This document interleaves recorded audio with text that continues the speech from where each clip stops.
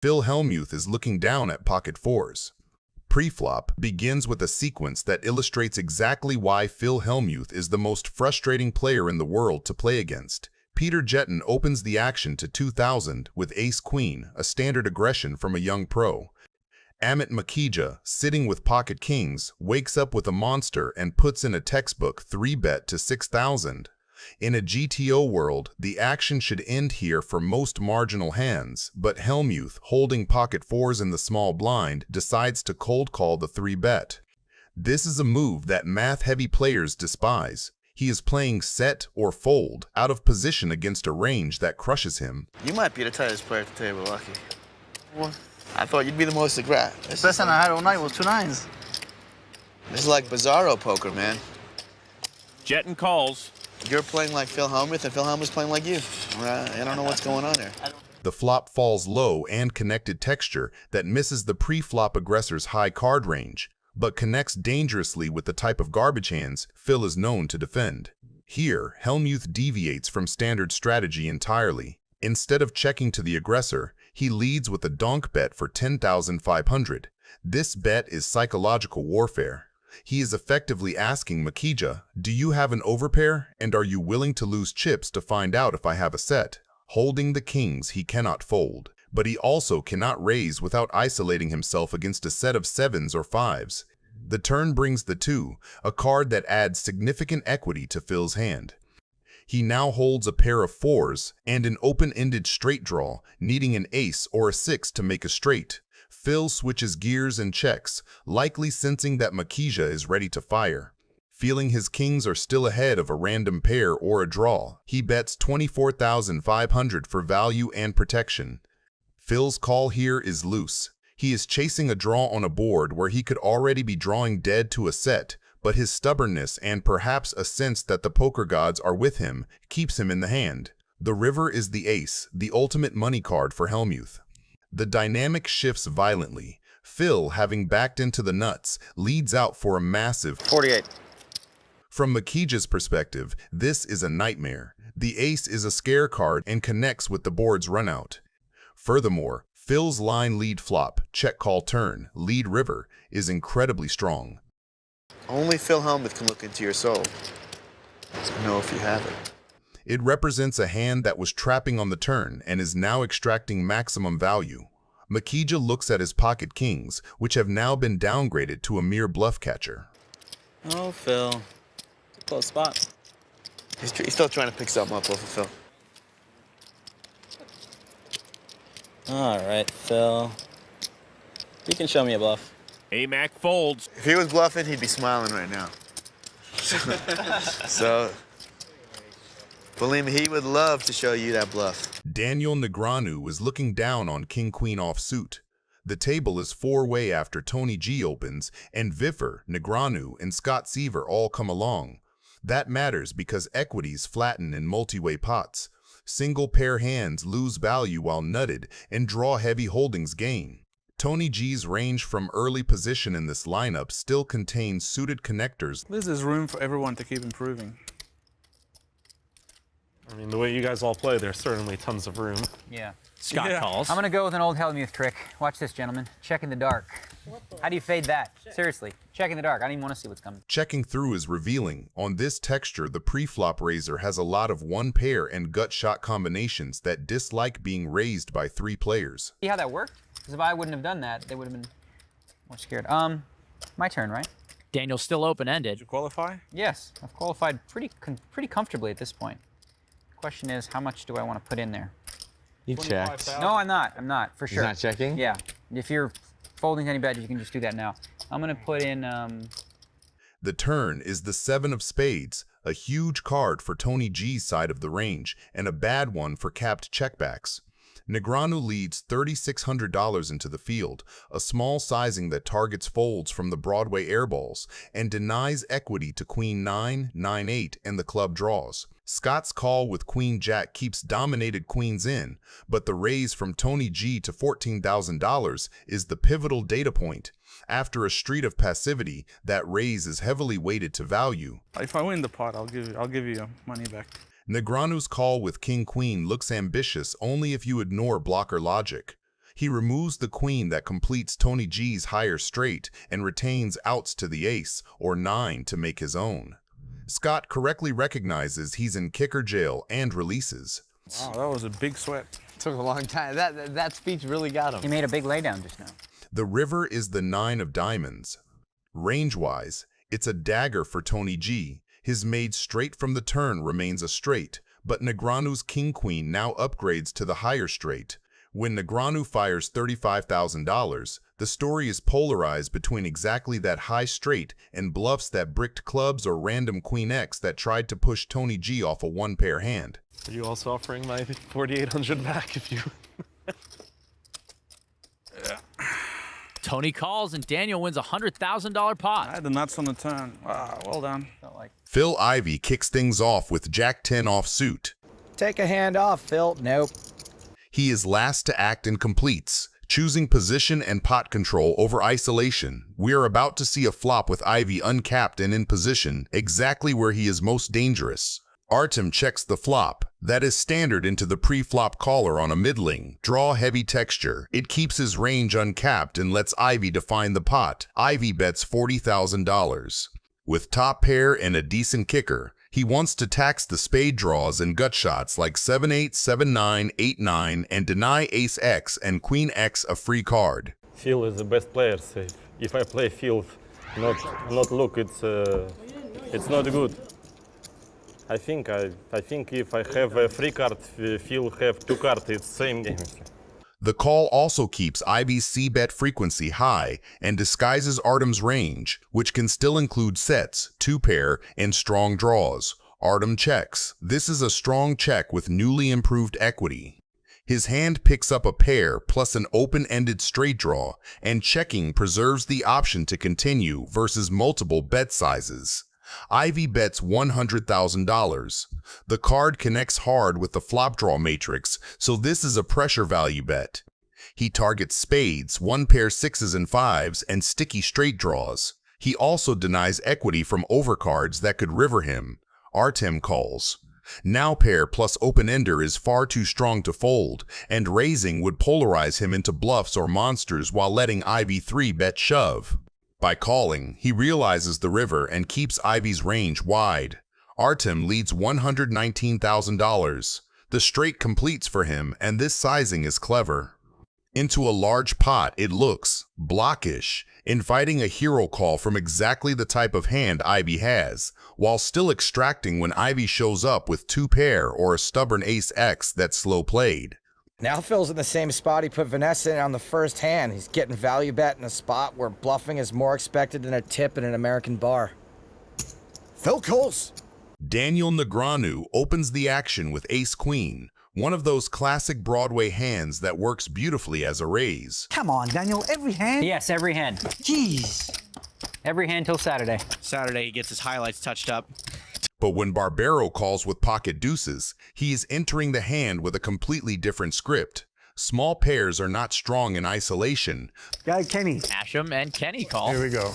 Got some of that loose cannon money. For Negreanu, this looks like a board he can lean on. The paired deuce means there are fewer combinations of trips available, and with his pre-flop raise, he can credibly represent all the strong aces and overpairs. So he fires $3,000, aiming to pick up the pot uncontested or extract value from pairs below the ace. Barbero, though, is sitting on quads. If he raises here, he narrows Negreanu's range immediately to hands that can continue, and with quads, that is the last thing he wants. By just calling, he lets Negreanu's entire bluffing range stay alive, setting a trap that is as much psychological as mathematical. The turn brings the ace. This is where the hand shifts. For Negreanu, the ace is one of the best cards in the deck. His hand improves to top pair, top kicker, and it strengthens the story he's been telling since pre-flop. But this same card is a gift to Barbero. Now Negreanu is less likely to slow down, more likely to stack off, and completely unaware he is drawing dead. Negreanu checks, perhaps to control the size of the pot, but Barbero is not letting this street pass by. He bets $9,200, a number that looks perfectly believable as a value bet with a medium ace or even a stubborn pocket pair. Negreanu calls, convinced he is still far ahead of the likely range. Negreanu checks again, expecting Barbero to take a stab. Barbero obliges with $20,000, a sizing that pressures Negreanu's entire calling range but still looks callable with top pair. From Negreanu's seat, folding feels impossible. Alright, I'm thinking like 6s or 7s.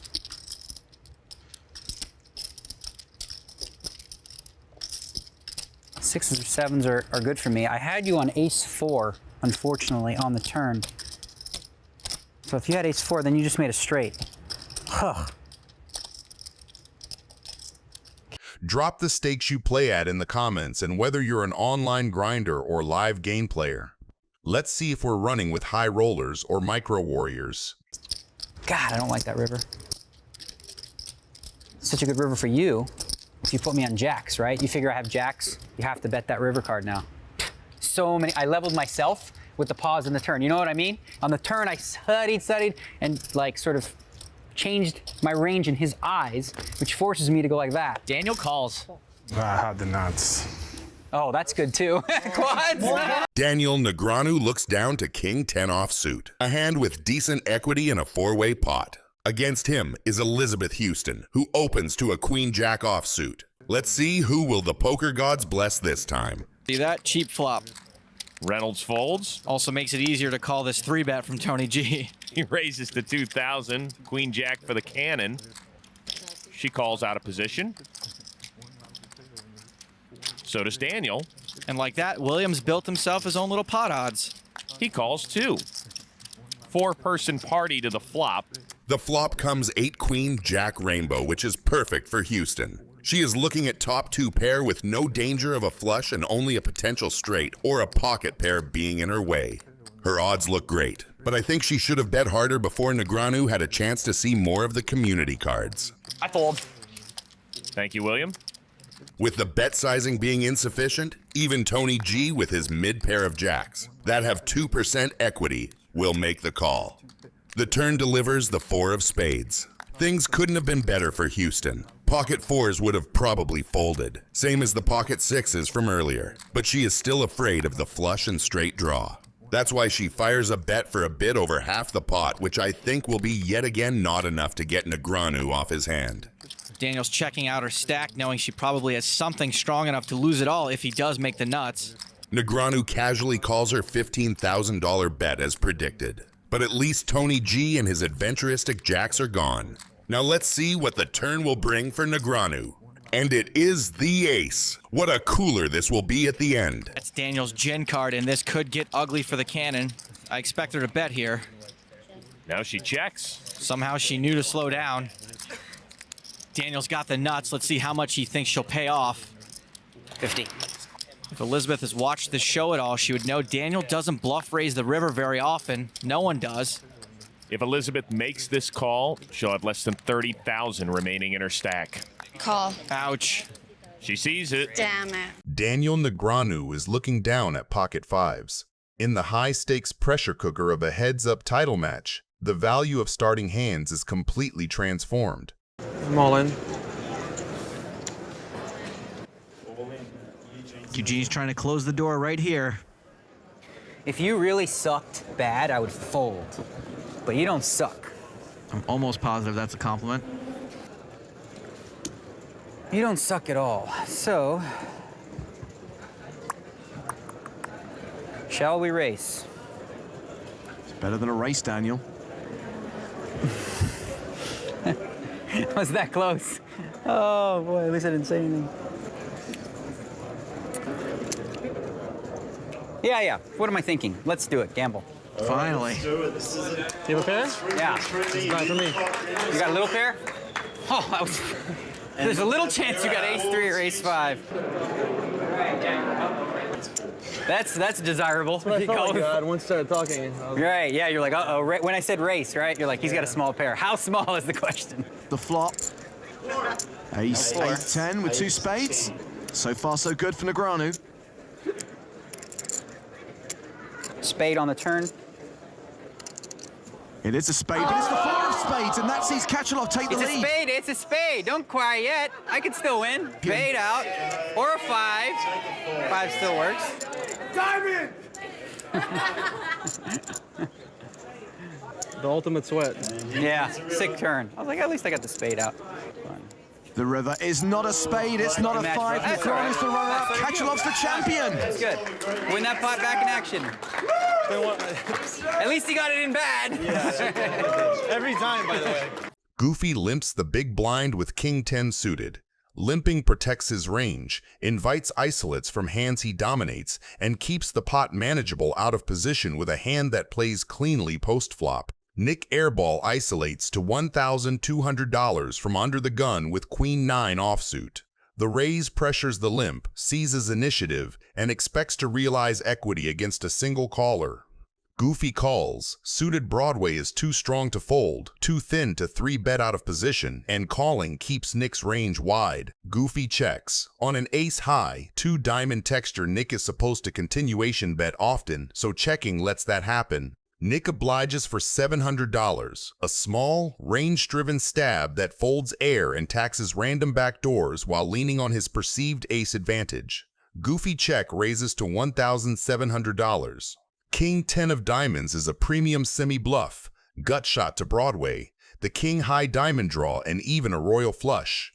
Raising clears out weak queens and 5s to 9s, charges worse draws, and starts a pot that can realize maximum value when diamonds or Broadway materialize.